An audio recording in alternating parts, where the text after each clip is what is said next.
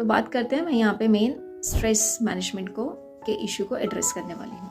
तो स्ट्रेस को सबसे पहले समझते हैं, स्ट्रेस क्या है, ठीक है। Is stress normal, is it natural, what do you think? तो आई होप आपने सबने एक पेन और एक कॉपी सब अपने पास कुछ रेडी कर लिया होगा। तो अभी समझते हैं कि व्हाट इज स्ट्रेस। देखिए, स्ट्रेस होना इज नेचुरल, ठीक है। हमारी बॉडी में स्ट्रेस के हार्मोन्स हैं, ठीक है, कॉर्टिसोल और एड्रेनालिन, ठीक है। ये दोनों हार्मोन्स हमारी बॉडी में रिलीज होते हैं जब भी हम स्ट्रेस फील करते हैं। और क्या 0% स्ट्रेस फ्री लाइफ हो सकती है? 0% स्ट्रेस फ्री लाइफ हो सकती है, वो स्पिरिचुअल लेवल पे बहुत अच्छी ग्रोथ के बाद बिल्कुल हो सकती है, ठीक है। प्रॉब्लम्स आएंगी लाइफ में, इमरजेंसी सा फील होगा, बट स्ट्रेस नहीं होगा, आपको स्ट्रेस नहीं लगेगा। तो उस टाइम पे क्या होता है, ये दोनों हार्मोन्स रिलीज होना कम हो जाते हैं। तो हम बात करते हैं अभी हमारी रेगुलर लाइफ की, ठीक है। तो स्ट्रेस क्यों होता है हमें, ठीक है। स्ट्रेस हमें तभी फील होता है जब हम कोई सिचुएशन आई या ऐसी कुछ इवेंट हुआ जब हम अपने अलाइनमेंट में नहीं रह पाते हैं, ठीक है। जब हम ट्रस्ट नहीं कर पाते हैं यूनिवर्स पे कि everything is happening for your highest good. जैसे कि कुछ लोगों को बहुत जल्दी पैनिक होने की आदत होती है, ठीक है। सिचुएशन समझ के एक्शन लेने के पहले वो लोग पैनिक हो जाते हैं। तो क्या होता है, वो तुरंत से मिस अलाइनमेंट में आ गए, ठीक है। हमारा ट्रस्ट छूट गया कि everything happening is happening for a reason, ठीक है। हमारे चक्रास जो होते हैं वो डिसबैलेंस हो गए, ठीक है। अब चक्रास पे मैं क्यों आ रही हूँ, ठीक है, क्योंकि हमारी जो कोर हीलिंग होती है, ठीक है, डाइट से, एक्सरसाइज से, ठीक है, ये हम अपने इस फिजिकल बॉडी की हीलिंग कर रहे हैं, राइट, जो कि हमारा स्थूल शरीर है, फिजिकल शरीर है, फिजिकल बॉडी है। बट स्ट्रेस जो है, स्ट्रेस का फिजिकल बॉडी पे इम्पैक्ट आता है, ठीक है। बट स्ट्रेस क्रिएट कैसे होता है, जब हमारे चक्रास में डिसबैलेंस हो जाता है एकदम से, यानी कि एकदम से फियर की एनर्जी आ जाना, एकदम से लो वाइब्रेशन में चले जाना, नेगेटिव थॉट में चले जाना, ठीक है, पैनिक हो जाना। पर क्या ये पैनिक होना हमेशा बुरा है, स्ट्रेस में आना?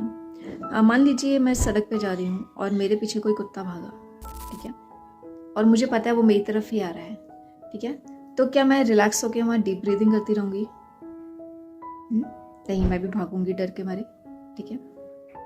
तो स्ट्रेस हार्मोन मेरा रिलीज हुआ, कॉर्टिसोल, एड्रेनालिन, ठीक है। एड्रेनालिन इज अ क्या कहते हैं, एक रश हार्मोन एकदम से, ठीक है। हमें कुछ एडवेंचर करना है, ठीक है, हमें उसमें डर भी लग रहा है और एक्साइटमेंट भी हो रही है, फटाफट बॉडी से एड्रेनालिन रिलीज होता है, ठीक है, दैट इज एड्रेनालिन हार्मोन। और ये वाला जो स्ट्रेस हार्मोन है, ये हैप्पी फीलिंग देता है, एक्साइटमेंट, क्रेजीनेस, ठीक है, एडवेंचर, तो वो इस तरह की फीलिंग देता है, ठीक है।